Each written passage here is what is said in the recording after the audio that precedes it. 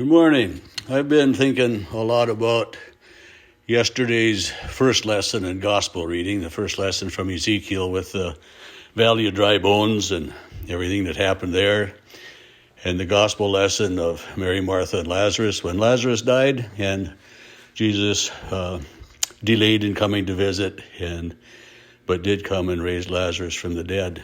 And one of the reasons I've been thinking about that text, especially the gospel lesson, is what did Lazarus do the next day? I just kind of wondered about that, and I'm sure that other people have talked about it and wondered about it too, but Lazarus had been sick and he died, and from the promises we have from God and from Jesus, there's this eternal life, a place of peace and harmony, and so much better place to be. But Jesus brought Lazarus back to life on this earth.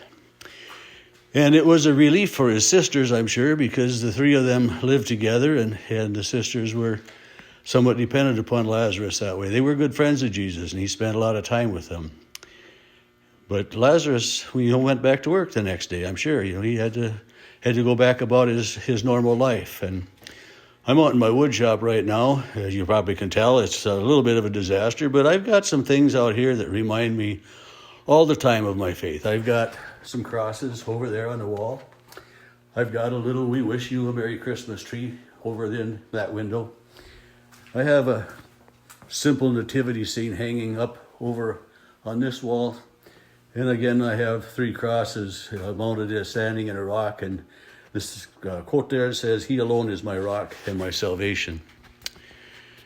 I've been going to do this morning for several different times. The first time, about 9:15, and my phone rang. It was my grandson Hunter. He loves to call and FaceTime with Grandpa. And we hung up, and a little while later, I was ready to go again, and here my phone rings again, and it's Hunter again, just checking in that way. And it kind of reminded me of, checking in. There's one of the Hallmark movies. I do watch those with my wife sometimes. There's just good shows, wholesome entertainment. But one of them, there's this young boy. He's in foster home, and as he goes to bed at night, he folds his hands and he says, "Hi, God, it's me." And checking in. And I think about that, checking in with God and just seeing what's happening, but also remembering that God is always there with us. The daily reading for today, if you read the Bible in a year, according to many times, is Jesus and his disciples were picking some grain in the fields, and the Pharisees didn't like that. And then Jesus, and on another Sabbath, restored a man's withered hand. And again, the Pharisees didn't like that. And it's the same with yesterday's gospel, raising Lazarus from the dead. The Pharisees didn't like that either, and they tried to figure out what to do with this Jesus. But also, we got to get rid of Lazarus. Because of Lazarus, many people are beginning to believe in this Jesus. And as Lazarus went about his daily life again, it was a witness to God and to who Jesus is. And I've been thinking about doing this, and it's about as nerve-wracking to do this right now as it was to preach the very first time. I remember doing that, my home church in McHenry, and the gospel was Peter walking on the water. And I made the comment that if I'd been Peter, I'd have grabbed the gunwale at the side of the boat, and I grabbed the top of the pulpit, and I took a step, and the thing came right off in my hand. It was just sitting on top, and there was no security there. And sometimes we think the things in our lives are where our security is, but our security comes from God and from our faith in God.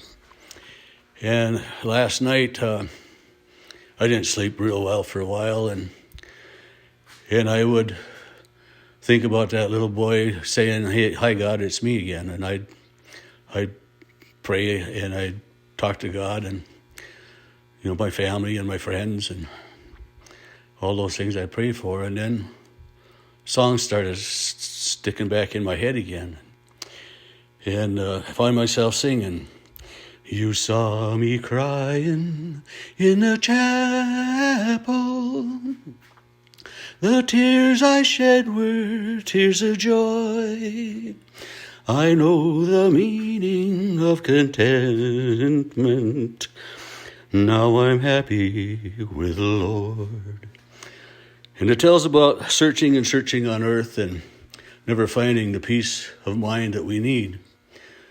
And the very last verse again goes, take your troubles. I've got to start lower. Take your troubles to the chapel. Get down on your knees and pray. Then your burdens will be brighter, and you'll surely find the way. And I think that song was going through my head partly because of all the unrest in the world today.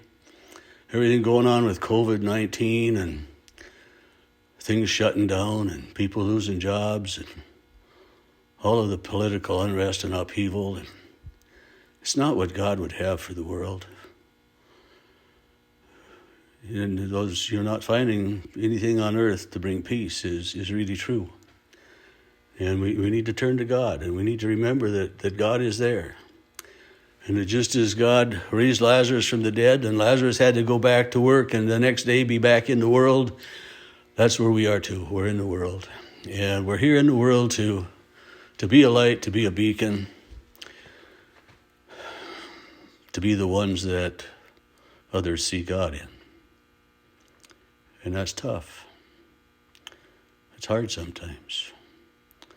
I've shared with people, I'll share it again now, that quite a few years ago, a young man, a friend of mine, said to me, you're kind of a religious guy, Russ, but I'm going to tell you this joke anyway. I was embarrassed a little bit to start with, but, I find that statement encouraging. That even though I wasn't aware of it when I was, 19, 20 years old, people were watching.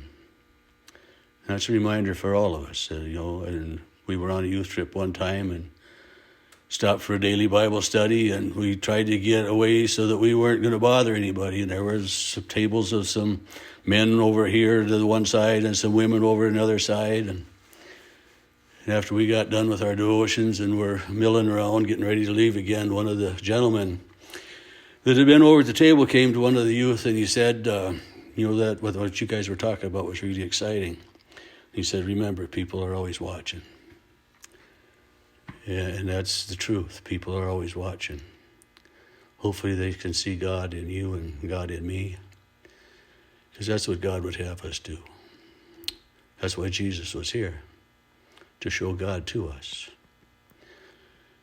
The raising of Lazarus was the seventh sign of Jesus in the Gospel of John. He had raised the widow from Nain's son.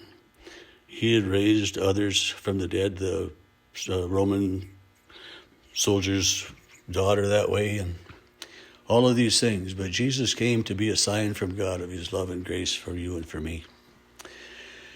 And that's what I hope that we can remember, that God is hope, that God is love, and that he's here. So for today, that's what I've been thinking about. And maybe another day I'll share again. So bye for now.